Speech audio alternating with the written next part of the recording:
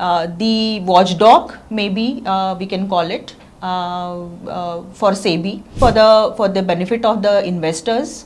While we are working extensively with all the issuers and all. The charm of securitization transaction is that it has a credit enhancement. The trustee even can enforce the security under SARFAESI, which earlier was only available for the banks and financial institutions.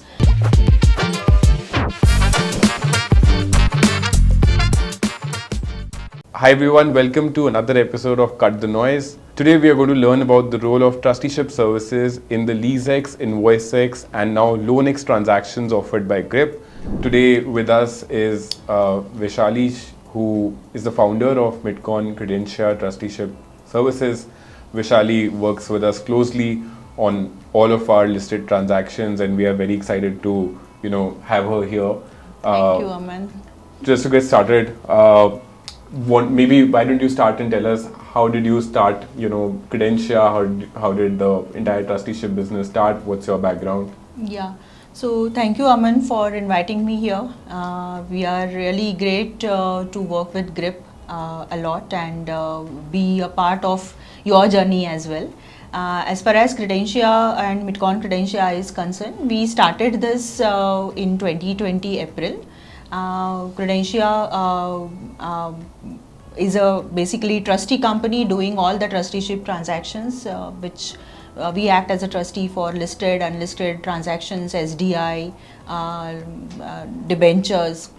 We also act as trustees for alternative investment funds. There are a lot of escrow transactions where we are providing our escrow services. And security trustee for loan transactions. We work extensively with NBFCs and banks and all for that. There are many structures that we are actually working, and being from a legal and finance background, me and my co-founder, it becomes very advantageous for us as well as for our clients. Because then we give a lot of value addition at the time of structuring the transaction. What are the implications, what are the legal implications, what are the regulatory and statutory implications of something being done or not being done, how it can be best done and all.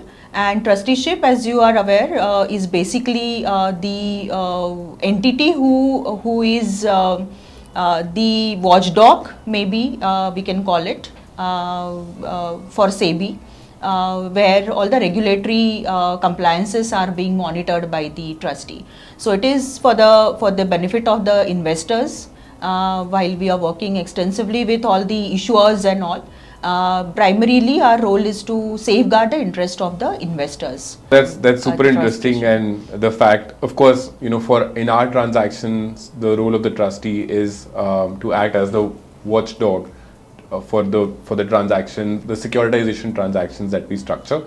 So these are the LeaseX, the InvoiceX and the LoanX products that are available on the GRIP platform. As Vaishali mentioned, that beyond the securitization transactions, trustees do have other roles in all other sort of transactions, including some, whenever, for example, corporate bonds are issued. That was going to bring me to the other question. So what powers does a trustee have in terms of protecting the interest of the investor?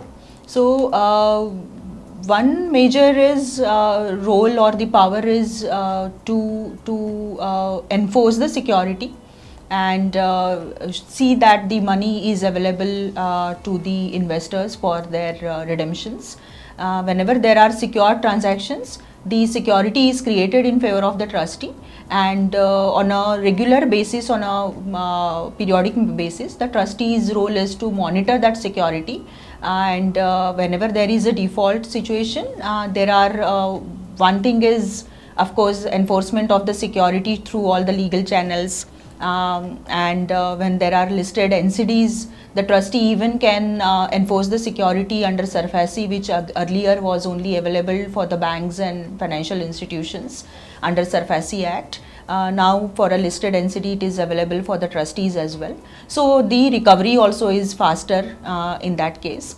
You don't have to go to court for enforcement, and the trustee can take action under section 13(4) of SARFAESI Act. Apart from that, the trustee also has a power to nominate director on the board of the issuer entity, which helps to know what is happening and what are the steps that are taken, and these are also monitored by the nominee of the trustee, which could be one from the investors as well. So these are basically the major powers that the trustee can exercise in case of any default situation to ensure that the money is repaid to the investors. Understood. And how does SEBI regulate you, like, or trustees in general? Yeah. So there are a lot of reportings that we have to do. There are a lot of website disclosures that we have to do. So whatever in all these transactions we are doing on a regular basis, we have to update that, or we have to report that to SEBI, to exchanges, to rating agencies. So it is sharing of data between all the intermediaries. Understood. So we as a trustee and the rating agency, the exchanges, we all share the data with respect to the issuers among ourselves and of course to the investors. So there are a lot of disclosures and reportings that we have to do basis the monitoring work that we are doing on a regular basis. Okay. How many registered trustees are there in India? There are around 30 odd trustees. Okay. Active trustees we can say are around 10, 11 as on date. Understood. And I think the last question from our end was if there is any, so you touched upon, what powers are exercised by a trustee, but for example, if there's a delay in the payment, right, in say a securitization transaction, what is something that is immediately comes to your mind in terms of what the trustee will do? Yeah, again there is a reporting to be done. There are notices to be issued to the servicer and the originator for collections and all, and information to the investors is again all the reporting and disclosures that we have to do. Apart from, again, if the underlying is secured receivables, then again the action to enforce that security also comes in place. So typically, for example, some credit enhancement always exists Yeah. in these transactions, right? The first and foremost remedy that you have is to enforce or to invoke that credit enhancement. And the charm of securitization transaction is that it has a credit enhancement, which gives the immediate remedy or immediate safeguard to the investors in case there is any delay or non-payment happening on a due date.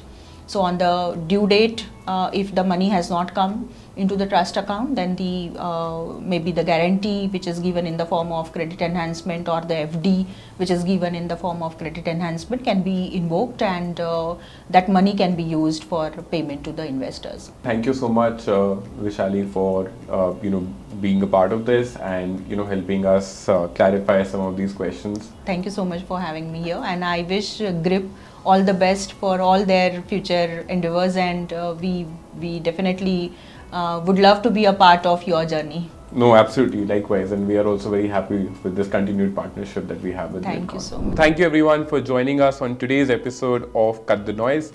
We are glad that we were able to demystify the role of a trustee, the powers of a trustee, and how a trustee in these transactions protects the interests of investors like you. If you found this video helpful, do not forget to subscribe our channel. We will soon be coming up with another video of Cut the Noise for you.